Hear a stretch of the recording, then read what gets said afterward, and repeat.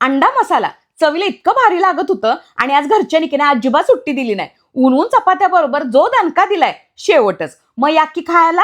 आणि कसं बनवायचं चला की बघूया. तर उकडलेली अंडी स्लायसरच्या साहाय्याने असं स्लाइस करा. ब्लेंडरमध्ये टोमॅटो, हिरवी मिरची, लसूण, अद्रक आणि कोथिंबीर घालून अशी प्युरी तयार करा.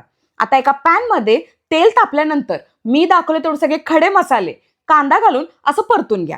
आता ह्याच्यातच मगाशी जी आपण प्युरी तयार केली होती ती टप्प्याटप्प्यानं हळद, लाल मिरची पावडर, धना पावडर, गरम मसाला, चाट मसाला, चवीनुसार मीठ आणि थोडंसं दही घालून असं तेल सुटेपर्यंत परतून घ्या. आता ह्याच्यात लागल तेवढं पाणी घालायचं आणि सगळं बघा चांगलं असं मिक्स करून मगाशी जे स्लाइस करून ठेवलेली अंडी होती ती कसुरी मेथी घालून उलतपालत करा. आता शेवटी की नाही सगळीकडनं असं कोथिंबीर इसकटायचं आणि ऊन हाय तवरच द्यायचा दणका आणि लावायची हजेरी.